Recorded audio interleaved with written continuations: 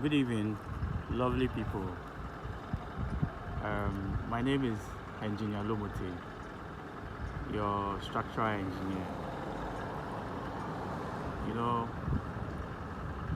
it's been a while now. We've been talking about projects. Yeah, in my previous video. Today I want to talk about swampy areas. Either swampy areas, wetland areas, or waterlogged areas. So my main focus is on how to build in swampy areas, or waterlogged areas, or waterland areas. That's a discussion for today. That's a discussion for today.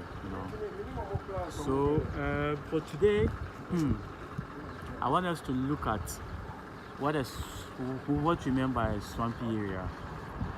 So by definition, it's an area that holds water.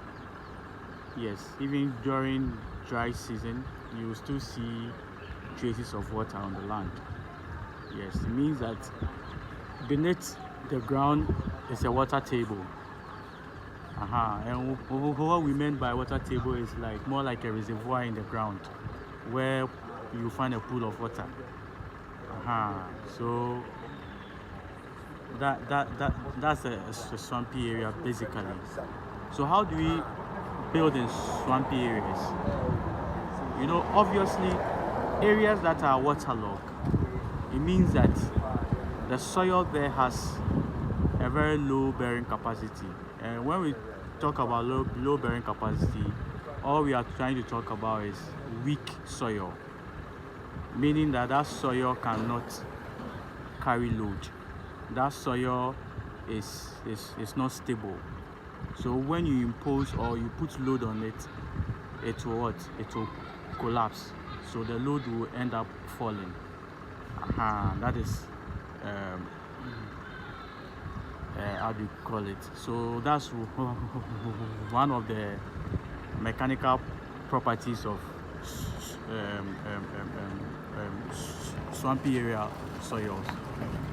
So when you are building on it, there's a need for you to engineer the soil, okay, or to adapt a special type of foundation that will reduce the total load from the building that is transferring into the soil.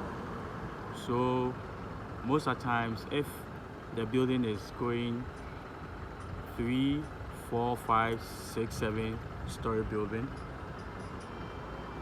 we kind of do what we call raft foundation or mat foundation. They are all the same. So raft foundation here is it's a type of foundation where you take like the building footprint. That's the area that your building will cover. You excavate everything. You excavate to a certain depth. That area, you excavate the soil, you take everything off, and then you do a very big mat foundation, a big mat. So with the picture I'm giving you, it tells you that you are going to buy more iron rods, and you're also going to produce more concrete, which is costly. But when you are doing 8-story, 10-story, you don't have an option. You have to do that. The reason is that when from the mathematical expression, pressure is equal to force over area. Okay, so the building that you want to put on the land, on the soil, okay, is a load. Okay, so that one is the force. Is a load or it's a force. All right, so if you want to reduce the force, then it means that you have to increase the area the base of the what's the name of the foundation, the base of the building, what is sitting is going to sit on the soil. You have to increase that base, you have to increase that area. So from that expression, when you increase the area, it means that you are going to reduce the pressure that will come on to the soil. That basically that is how it is. So when you use a raft foundation, it reduces the total load that is being imposed on the soil, because your area is big, so it's going to reduce that force, and the soil will be able, the weak soil will be able to take the load that is coming from the building. But you know, it's not everybody that would want to build 8-story, 5-story, 6-story. Most people here in Ghana, I'm talking about Ghana because I live in Ghana, you know. Most people here in Ghana, we build 1-story, 2-story. So for clients who are building 1-story, 2-story, and then they find themselves in a swampy area, I don't think it's advisable to use raft foundation or mat foundation, because it's very costly. So there's another alternative, there's another approach that we can use, another method that is cost efficient for people who are building 1-story or 2-story. That one is called ground improvement. Okay, ground improvement. So what we meant by ground improvement is, all you are trying to do is that you want to engineer the soil, you want to stabilize the soil. Okay, so how do we stabilize the soil? So for example, you have dug your foundation, and then you've dug the column base to a certain depth, let's say 1.5 meters or even 1.6, okay, from the grade level or the ground level. Okay, you've dug down. All right, so you meet a pool of water. Okay, now you cannot place your foundation in the water. You have to do something about the surface.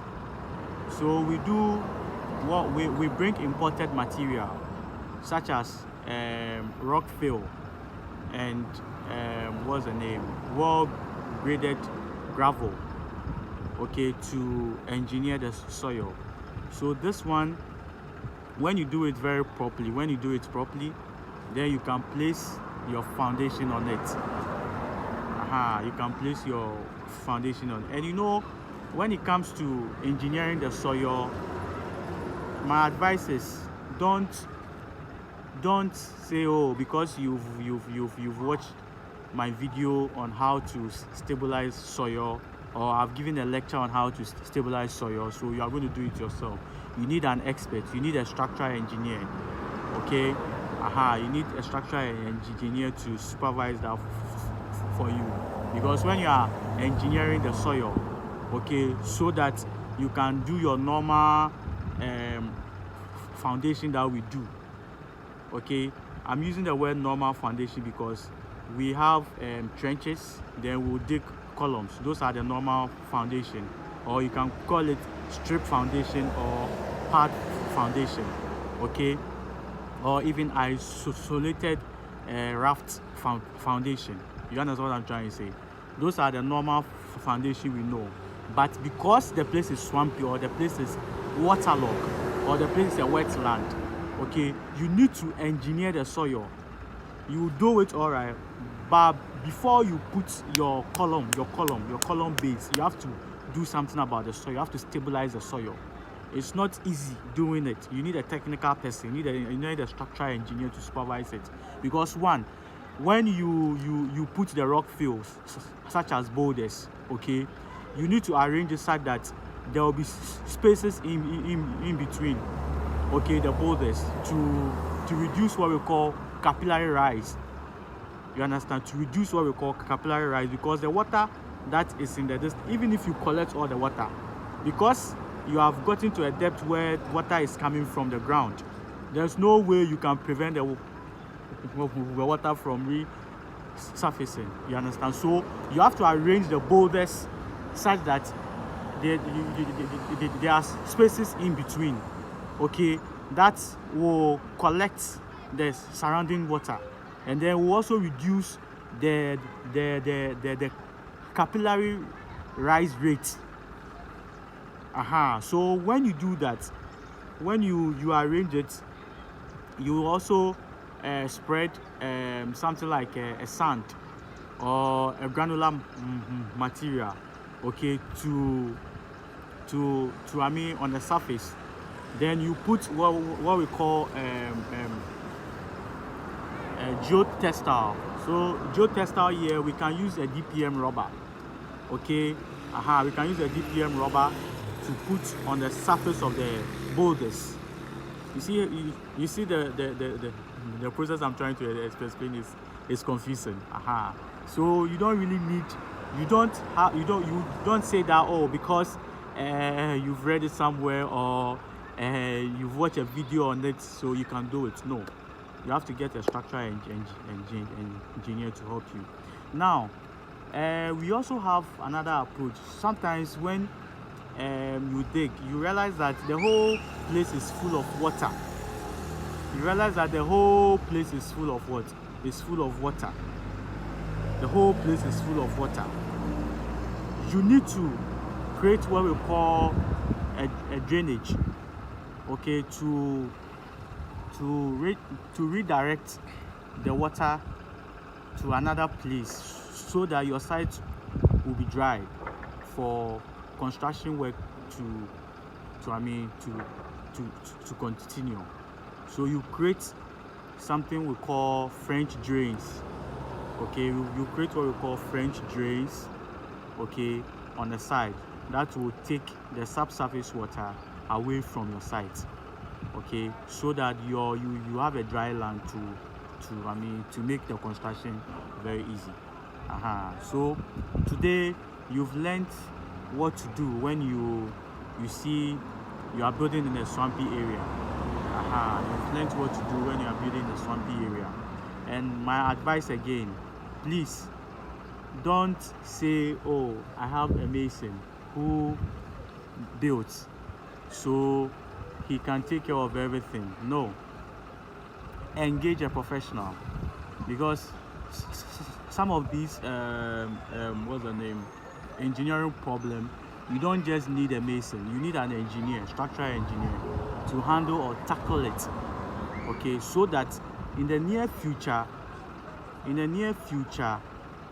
okay, you will not have problem with your building, because building is an investment.